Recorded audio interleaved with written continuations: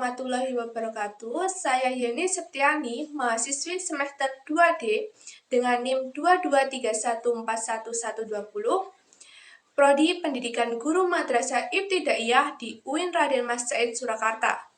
Dalam video kali ini, saya akan membahas tentang bimbingan konseling yang diampu oleh Ibu Khalifatul Hasanah, MPDI. Pada kesempatan kali ini, materi yang akan saya bahas adalah 1. Tentang teori psikoanalisis dalam bimbingan konseling. 2. Tentang teori client center dalam bimbingan konseling. Pada materi pokok yang pertama adalah tentang teori psikoanalisis. Apa sih yang dimaksud dengan teori psikoanalisis? Psikoanalisis menurut Corey merupakan teori pertama yang muncul dalam psikologi, khususnya yang berhubungan dengan gangguan, kepribadian, dan perilaku neurotis. Sedangkan menurut Willis, psikoanalisis memiliki 3 aspek. Di antaranya sebagai metode penelitian proses-proses psikis, teknik untuk mengobati gangguan-gangguan psikis, dan sebagai teori kepribadian. Jadi, dapat disimpulkan, psikoanalisis merupakan suatu penyembuhan yang lebih bersifat psikologis yang menggunakan cara-cara fisik. Yang selanjutnya kita memasuki pada hakikat manusia dalam psikoanalisis. Apa sih hakikat manusia dalam teori psikoanalisis? Yang pertama, mendasari tindakannya dengan tidak sadar, konflik, dan simbolisme. Yang kedua, secara esensial bersifat biologis, terlahir dengan dorongan-dorongan insting. Yang ketiga, kejadian psikis ditentukan oleh kejadian psikis sebelumnya. Yang keempat, kesadarannya merupakan suatu hal yang tidak biasa dan tidak merupakan proses mental yang berciri biasa. Yang kelima, pendekatan ini didasari oleh teori Freud bahwa kepribadian seseorang yang mempunyai 3 unsur. Yang pertama, ID, yang kedua, ego, yang ketiga, superego. Selanjutnya memasuki tujuan konseling dalam teori psikoanalisis. Di sini, tujuan konseling dalam psikoanalisis dibagi menjadi 2, yaitu tujuan umum dan tujuan khusus. Yang pertama, tujuan umum. Untuk membantu konseling agar mampu mengoptimalkan fungsi ego, sehingga kecemasan atau konflik-konflik intrapsikis mampu ditangani secara realistis dan tidak banyak pada tuntutan nafsu. Yang kedua, tujuan khusus dibagi menjadi 2. Yang pertama, menurut Baker, 1. Meningkatkan kesadaran dan kontrol ego. 2. Memahami sifat dan macam-macam mekanisme pertahanan ego. Yang ketiga, mengembangkan kemampuan untuk membantu hubungan yang akrab dan sehat. Yang selanjutnya menurut Sayekti Pujoswarno. 1. Untuk menolong individu mendapatkan pengertian yang terus-menerus. 2. Untuk membentuk kembali struktur karakter individu. Teori psikoanalisis dalam bimbingan konseling memiliki beberapa kelebihan dan keterbatasannya. Apa sih kelebihan teori psikoanalisis? Yang pertama, konselor bisa mengetahui masalah pada diri konseli.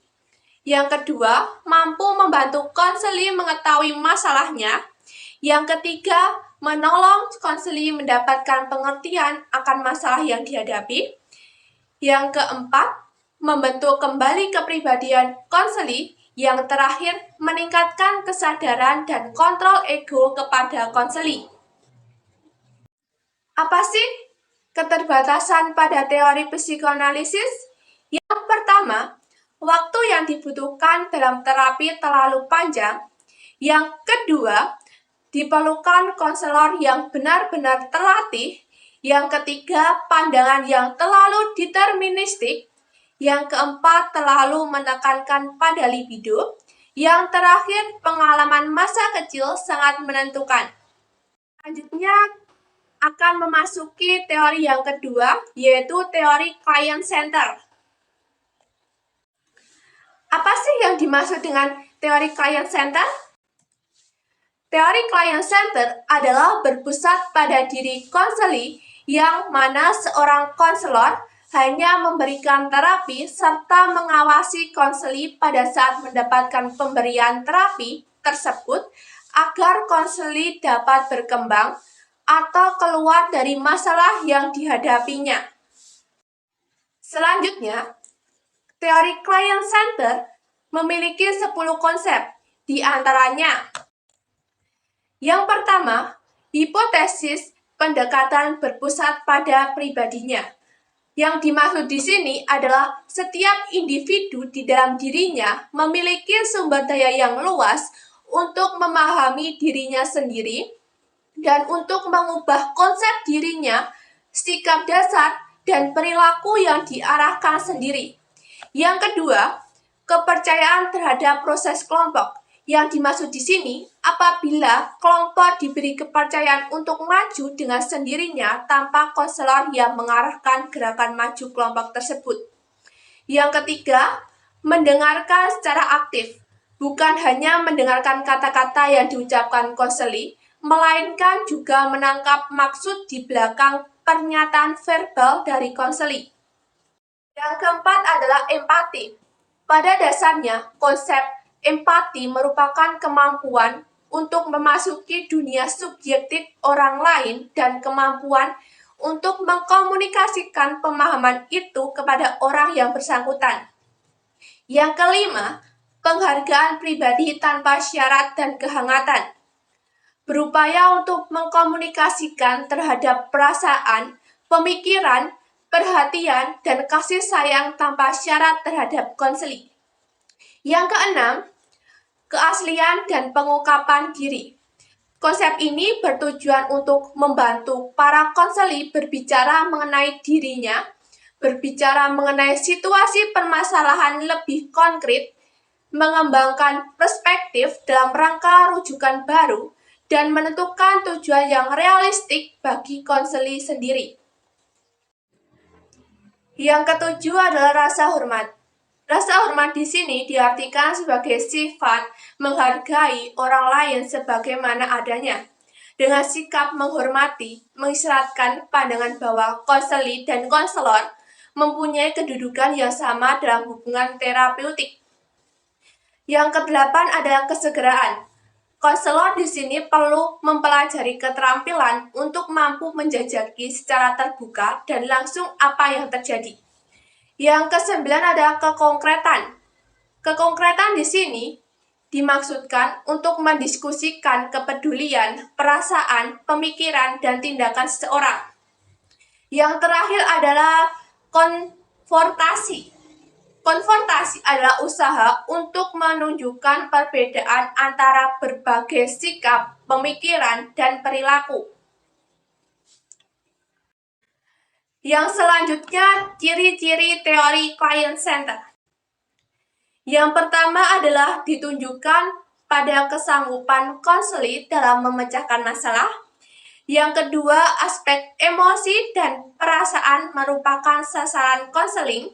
Yang ketiga, keadaan individu dengan kondisi sosial psikologis yang sekarang merupakan titik tolak konseling.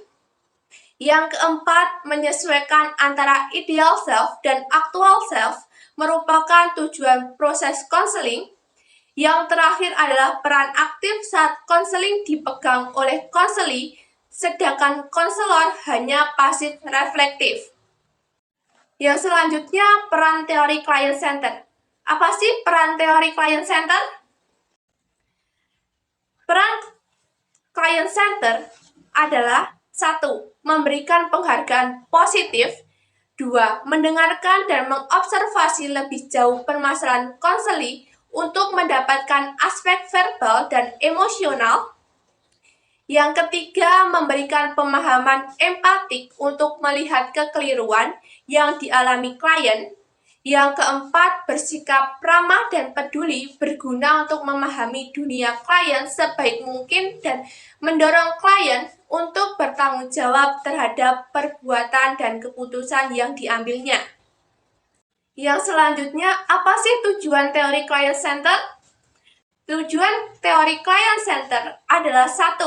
Keterbukaan terhadap pengalaman, menyeratkan menjadi lebih sadar terhadap kenyataan yang hadir di luar dirinya. Yang kedua, kepercayaan terhadap diri sendiri. Yang ketiga, dapat melakukan evaluasi internal berkaitan dengan kepercayaan diri. Yang terakhir, kesediaan menjadi satu proses konseling pertumbuhan dirinya adalah proses yang berkesinambungan. Yang selanjutnya, teknik-teknik teori client center. Apa saja sih teori-teori client center itu? Teknik client center dibagi menjadi 4, diantaranya 1. Accepted adalah penerimaan terhadap masalah yang dihadapi klien. Yang kedua, understanding adalah mengerti dan memahami tentang perasaan klien. Yang ketiga, respect, rasa menghormati terhadap klien supaya klien dapat terbuka akan masalah yang dihadapinya. Yang keempat, pressure adalah menenteramkan hati dan meyakinkan keputusan yang diambil klien dalam menyelesaikan masalahnya. Contoh implementasi kasus teori client center dalam kehidupan sehari-hari. Terdapat kasus dalam dunia pendidikan, yaitu Ajeng adalah siswa SMA Negeri 1 Wedi. Dia anak yang cerdas dengan kelebihan pada mata pelajaran yang di atas rata-rata, namun Ajeng memiliki keterbatasan secara fisik, yakni kakinya tidak sempurna. Keterbatasan tersebut dikarenakan kecelakaan motor yang terjadi pada saat masih SMP. Hal ini mengusik cita-citanya untuk menjadi dokter spesialis di kemudian hari. Di lingkungan SMA-nya, Ajeng seringkali mendapat perlakuan yang menyakiti perasaannya dari teman-temannya, dan di sana Ajeng tidak memiliki teman karena semua temannya pada menjauh. Dengan kondisi seperti ini, Ajeng hanya berteman dengan orang yang nyaman, yang menghargai keterbatasan yang dimilikinya. Dari aspek ekonomi, keluarganya yang pas-pasan, ibunya penjual makanan tradisional dari ketela pohon, dan ayahnya seorang buruh. Ajeng merupakan anak pertama dari 3 bersaudara. Adiknya sekarang kelas 9 SMP dan 6 SD, dan memiliki tubuh yang normal. Kondisi yang dialami Ajeng di lingkungan sekolah menimbulkan rasa putus asa terhadap kehidupannya, sehingga memberikan dampak negatif terhadap cita-citanya. Dengan berbagai permasalahan tersebut, tentu mempengaruhi kondisi psikologis Ajeng yang sempat untuk berhenti sekolah. Penyelesaian kasus tersebut dengan menggunakan teori client center adalah Ajeng mengalami ketidakcocokan antara pandangannya tentang dirinya sendiri atau self-concept. Ajeng mempunyai masa depan, berkeinginan menjadi seorang dokter spesialis, dan dia pun anak yang cerdas di sekolah. Namun dia dikucilkan dan dijauhi teman-temannya karena keterbatasan dimilikinya yang membuatnya putus asa. Yang melandasi Ajeng untuk melakukan konseling bisa saja karena perasaan yang tidak berdaya, tidak kuasa, dan tidak berkemampuan untuk membuat putusan dan mengarahkan hidupnya sendiri secara efektif.